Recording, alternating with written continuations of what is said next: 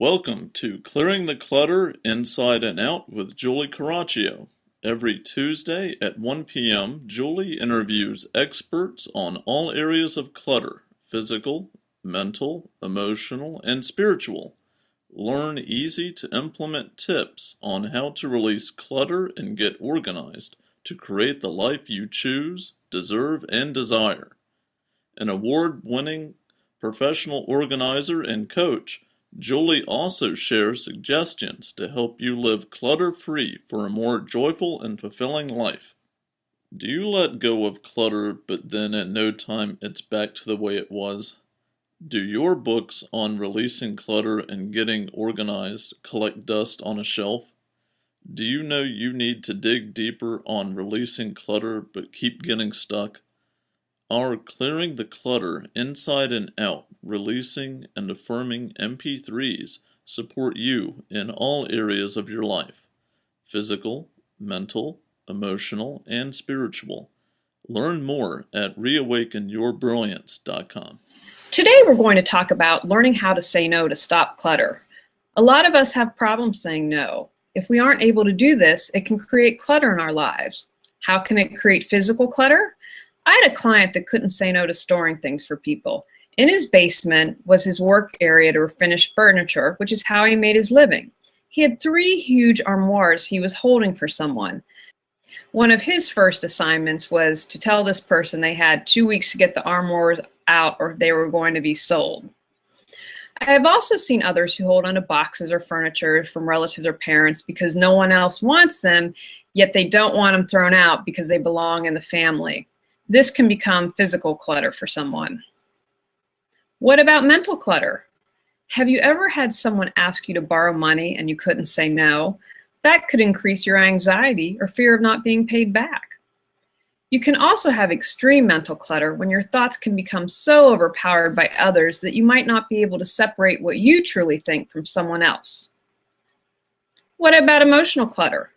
Not being able to say no can make you really angry. Even if you don't do anything now, eventually your anger will come out. I did another podcast on honoring all your emotions, so if this is something you have found, you have lots of anger and not being able to say no, you might want to check that out. Another way we create emotional clutter is if we have this happen a lot and we're unable to forgive others who haven't respected us when we say no. Not forgiving people can take up an enormous part of emotional energy. If you're unable to say no, you can create spiritual clutter. I once had a friend who told people she was visiting me. I lived in another state at the time, but she was actually having an affair. I asked her not to do it anymore. Had I found out and not said anything, I would have gone against my integrity, and this would have caused spiritual clutter. I've also read a lot of stories about people who embezzle. They know that it's wrong, but they just aren't able to say no to the person asking them for help. And that can have serious consequences if you don't say no. You could end up in jail. What are some of the reasons why we don't say no? I used to feel a tremendous amount of guilt when I said no. It didn't matter if I didn't want to do something. I still felt bad. I wanted to please people and have them like and approve of me. We think people will love us more, but often when we don't say no, they respect us even less. We might be in an unhealthy codependent relationship. I encourage you, if you have trouble saying no and it's creating a lot of clutter for you, to dig a little deeper and see what's going on and how you can strengthen your ability to say no. Sometimes we don't want to hurt someone's feelings, but this can end up having the opposite effect. I had a friend once who asked a mutual friend to host a party for me. They didn't want to do this. Now at the time, I didn't know this. The invitations went out. But what happened after that is little things, kind of passive-aggressive, came out. They asked me, even though they agreed to host the party, they asked me to buy all the paper plates and paper goods for it, which I apparently did wrong because they told me I picked out the wrong ones. Then they asked me to pay for the cleaners. And then they asked me to register for products that the person hosting the party have, a multi-level marketing, which I'm not a fan of. Because as my friend said to me, well, if you register for this, I'm hoping that she makes money off of this. So I about felt like I was 1 inch tall. I felt horrible. And truly, that wasn't the worst thing that happened. But I share this with you because it would have been better for everyone if they just would have said no at the beginning. I encourage you, as much as you think you might be you are afraid to hurt someone's feelings, you might end up having the opposite effect. Let's talk about how to say no, because trust me, I have struggled with this and it's not always easy. So use the word no. Don't dance around. Just no. Be brief. You don't need to explain why you are saying no. I used to do this all the time and still occasionally do. Here are some ways you can say no. I'm not able to commit to that right now. I really appreciate, I'm honored that you've asked me, but I can't do it. I understand you really need my help, but I'm not able to say yes to that. I have to say no for now, but we'll let you know if something changes. And I have to share the best one that I saw on social media the other day. No, I'm sorry, I have to go walk my pet unicorn. If you do want to share why you're saying no, be honest why. If you lie, you will probably get caught, especially with social media these days. There are some people who won't take no for an answer, so be prepared that you might have to do it a few times. I would really think hard about someone who doesn't honor your request the first time. Enlist a friend if you need to.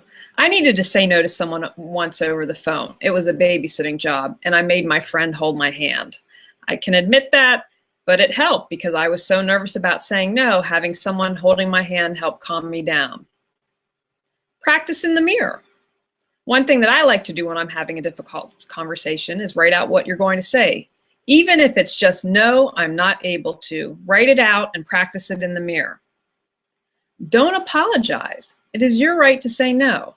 I used to start so many sentences with I'm sorry because of the guilt I felt. You're allowed to choose what you'd like to do and whom you'd like to help. If people in your life don't accept it when you say no, maybe they shouldn't be in your life.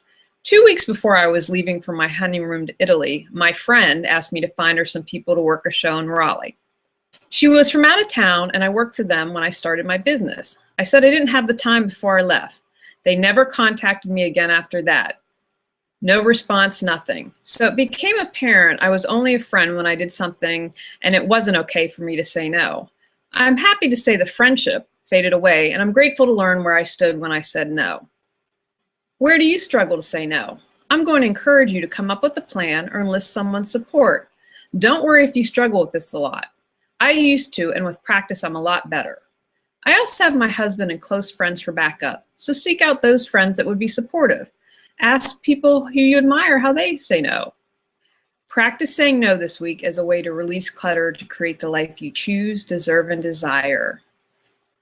Do you let go of clutter, but then at no time it's back to the way it was? Do your books on releasing clutter and getting organized collect dust on a shelf? Do you know you need to dig deeper on releasing clutter but keep getting stuck? Our Clearing the Clutter Inside and Out, Releasing and Affirming MP3s support you in all areas of your life: physical, mental, emotional, and spiritual. Learn more at reawakenyourbrilliance.com. Thanks for tuning in to Clearing the Clutter Inside and Out. Sign up for our newsletter and receive a free copy of 10 clutter-free living tips. Ready to create the life you choose, deserve, and desire? Learn about Julie's coaching, ebooks, online monthly decluttering classes, how to organize your life, office hours, and her unique clutter-free living mastermind at reawakenyourbrilliance.com. You can also watch all episodes on YouTube or download on iTunes and more. Join us next Tuesday at 1 p.m. Remember, the journey of 1,000 miles begins with one step.